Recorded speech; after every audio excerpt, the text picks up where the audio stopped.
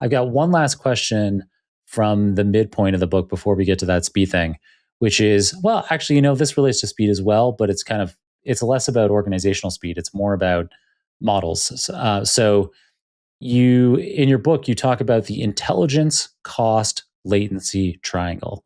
So if you're listening to this in an audio only format, I'm just going to say that one more time. Imagine a triangle. Don't imagine this too crisply if you're driving a car right now, but imagine a triangle with 3 points. Wow, yeah, try that.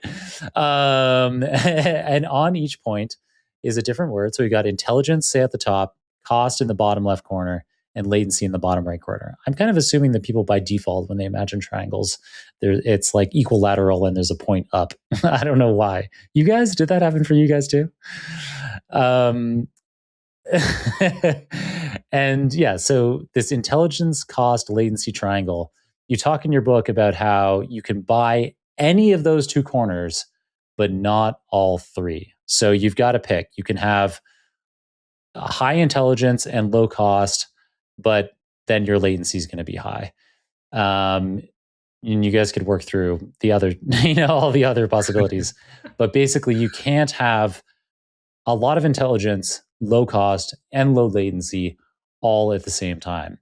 However, despite you saying that, you then go on to provide techniques that you describe for cheating the triangle. So things like dynamic routing, streaming, semantic caching, ensemble methods. Which of these techniques do you think is the most effective or maybe the most underused? Yeah, I think it's fun to talk about cheating the triangle because you're like, it kind of makes you feel like really clever. You're like, aha, I cheated the triangle. I think probably the most important one is streaming, right? If you look in the world of software development, so much matters with latency and, how quickly can you get something in front of a user? I can't remember the exact statistic, but it was something about like every 100 milliseconds you add, you lose like 10% of people, something crazy like that, right? And so every millisecond counts when you're building applications for users. And nobody wants to wait, 20 seconds for a response to generate. So this is like probably the most effective, but I think it's one that's also probably the most commonly used. Caching as well. Caching is so easy now, especially with the model providers often just doing it automatically for you, whether that's OpenAI or Anthropic. They'll just automatically handle caching on their end. Of course, you can layer in some more complex semantic caching if you want to get fancy, and that can be a very effective tool as well.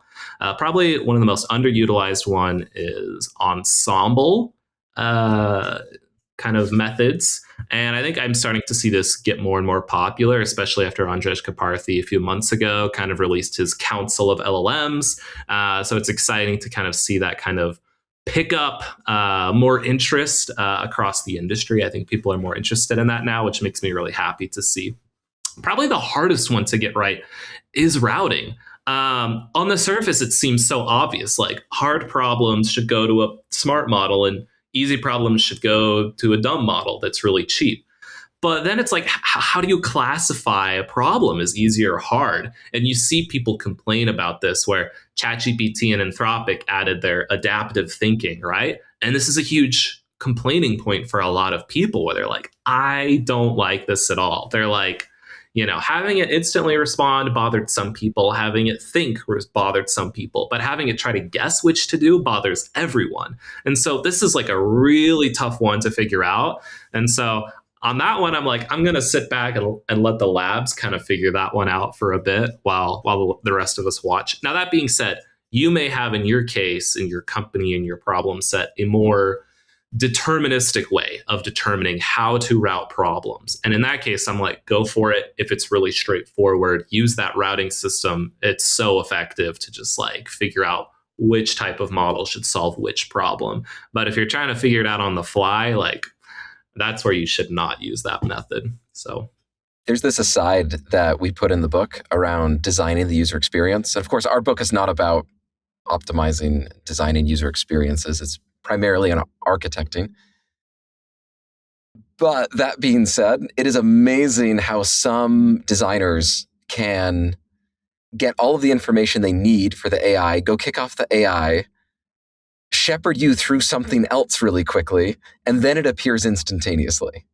And they don't realize that the AI responded to them while something else was going on.